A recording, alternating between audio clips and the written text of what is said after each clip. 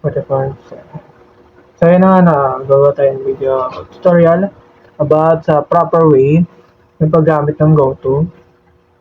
Preparation na rin for Sir Kenneth. Parang pag-ready na lang siya. So let's start. Open natin yung file. Ito. So, recap lang about kay GoTo.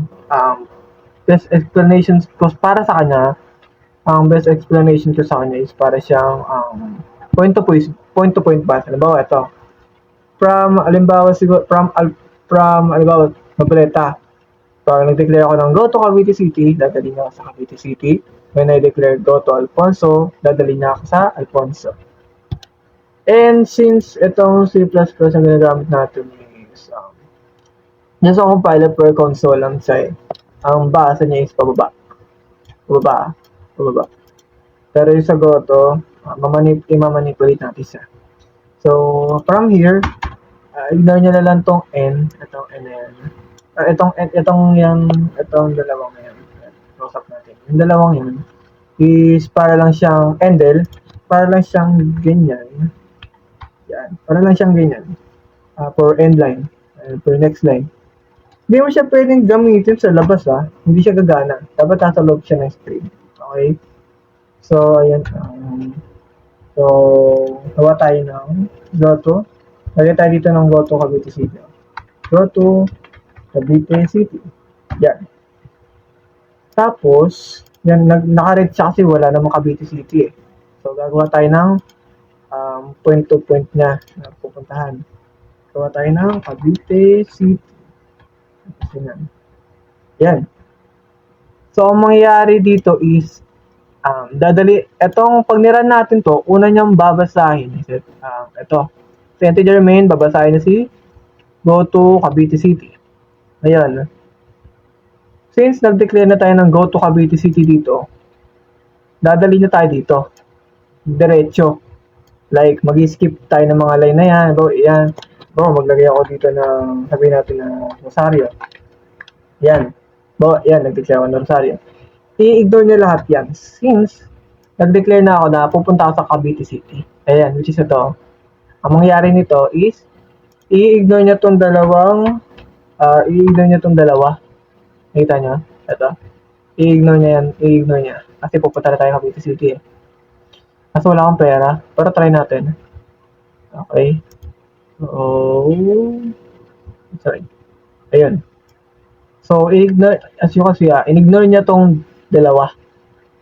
Kasi nga, nag-declare ako ng go to Cavite City Hindi goods. So, ngayon, gusto ko pumunta ng Alfonso Ano yan? Ito. Go to Masarap. Go to Alfonso. Yan. Nakapula na naman. Bakit nakapula yan? Kasi wala pa tayong directory, parang directory niya. Ganun. Parang directory niya. Okay? So, dito tayo mag-declare. Alfonso. Yan. So, dadali niya tayo dito sa Alfonso Rosario. Kaso, ang mangyayari nito is maglo-loop siya. Maglo-loop to Try natin. Yan naman, maglo-loop siya. Yan. Kita nyo? Ba't siya nag-loop? Kasi nga, nung pumunta tayo sa Cavite City, which is ito yung pinuntahan niya, binasa niya tong cout na to, binasa niya rin tong Alfonso. So, yung Alfonso, dinala niya tayo dito sa Alfonso na to. So, binasa niya tong dalawa, binasa niya rin to, and binasa niya ulit, tapos binasa niya ulit. Kasi nyo, kahit na nasa, kahit na nagre-repeat siya, hindi na siya pupunta dito. Hindi siya pupunta dito sa line 1 na to, sa go to Cavite City. Since ang directory niya lang naman is yung Alfonso. Yun yung parang best explanation dun. Ayun tinan mo. Ayun See? Dami na. Parang, okay, siguro, explain ko pa yung iba. Halimbawa, sabihin natin gawa tayo integer. gawa tayo ng integer. Okay. I mean, pag-declare tayo ng integer para makapag-store tayo ng value. So, integer, sabihin natin itong number. Yan. Ngayon, maglalagay tayo ng number na value. Hindi na tayo cout. So, wala tayo sa kasi. Joke lang. So, ito ang int number, scene number. Yan. If, sige, gawa muna tayo ng ano? Gawa muna tayo ng hello na directory. Tapos log. Yan. Iwalay lang natin itong dalawa. Okay, mag-declare. Mata. So, ito if. Siguro alam nyo na siguro paano gamitin itong if else, diba? Iba na siya sa VB, pero same lang din naman siya ng function. So, all goods naman. So, yung VB siguro tsaka ako na ituturo pag ginanahan ako. So, anyway, balik tayo dito. Sa if statement naman, gawa tayo dito na number is equals to 1. Equals to 1 na, ito, equals to 1. Equals to 1. Then, dadali na tayo kay go to hello. Else if naman, pag dinala niya tayo kay number na equals to, dadali niya tayo kay log. Yan. Isabi ito, pag nag-declare daw tayo ng 1 dito sa number, dadali niya daw tayo sa go to hello, which is ito.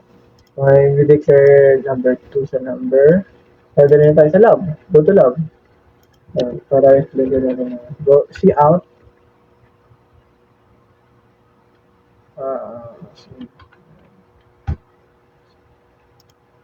Tapos yan. Sabihin nito, nadali tayo sa asim. Sabihin natin na asim. So yun, hindi na natin tayo sa asim. If halimbawa naman, nag-cout tayo ng 2, nag-cout tayo ng 2. Nag-input tayo ng nag-input tayo ng number 2 sa loob ng number variable. Mag-display naman siya ng yan ako maisip eh. So, wag naglagay daw tayo ng number 2 dito. Dadali na tayo dito. Anong yan? Simple lang. Wala lang siya kasimple. Sobrang simple niya lang talaga. Ngayon, ito. Nakita niyo to, asim, tsaka nang yan. Pag pinindot yung 1, dalawa lalabas yan eh. Asim lang yan. Kasi, like I said, pabasa niya is pababa. Hindi naman sa, bakit niya napansin to? So, like I said, it's just a directory. Dinidirect lang tayo dito. But, that doesn't mean na i-ignore natin tong ito. Parang yun na yung pinaka-explanation doon.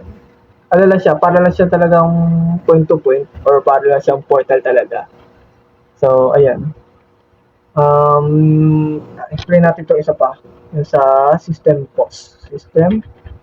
Ito, pos. Yan o. System pos. Ngayon, ang ginagawa nito is, di ba since tuloy-tuloy yung paglabas or pag-cout na, sunod-sunod yung pag-cout natin, bawang cout tayo. Ito naman post, titigil siya for the meantime as long as hindi pa tayo nag-enter, okay? So, yun yung pinaka-function ng system post. Ito. Yun na yung pinaka-details niya, asim. Press any key to continue. Kailangan daw natin mag-press ng kahit ano. Huwag lang power button, taka ka na lang. So, pindutin natin kahit ano. Yan. Nung yan. Pero lang, nagpo-post lang talaga siya technically. Yun na yung parang pinaka-purpose niya. Meron namang isa na system CLS. Yan. Yung system CLS naman is kini-clear niya lahat, as in lahat. As in parang lahat. Di naman, mag-declare tayo ng isa pa dito. Lalagay lang tayo ng endline dito. Ha? Yan. Lagay tayo dito ng suka. Kasi mga sinusuka. So yan. Tira natin siya. Yan. Asim suka. Asim suka. So, binasa nyo itong asim suka. Nag-declare tayo ng system post, kaya siya nagpo-post. Now, once we click, press, kahit ano rito, didiretso na siya sa system CLS kasi tapos na to eh. Once na nag-click tayo na, once na tayo na nag-enter tayo ng kahit anong key. So, ayun na. Once na pinindot ko sa system CLS, i-clear niya to lahat, as it's in lahat, mawawala to lahat. Parang buhay mo dito ka lang. So, mawawala to lahat. Itong press any key to continue. Itong 1, asim suka, yan, mawawala lahat yan. Pindutin natin yung enter. Yun na yun. Yun na yung parang pinaka brief explanation doon. Wala, hindi naman siya sobrang hirap. Sobrang ganyan lang actually. Para ito na nga tayo pinakamadali. Okay. So, ayun lang. Yun na yung parang pinaka explanation to. Ito yung pinaka basic. Siguro mamaya mag-send ako ng video about sa ano. I mean, mag-send pala ako ng file mamaya regarding to sa yung pinagawa sa atin ni Sir nung midterm lab natin sa kanya. I-send ko na lang mamaya sa GC or ilalagay ko na lang siguro siya sa Google Drive. So, ayun lang. Sana may natutunan kayo kahit pa paano. Yun lang.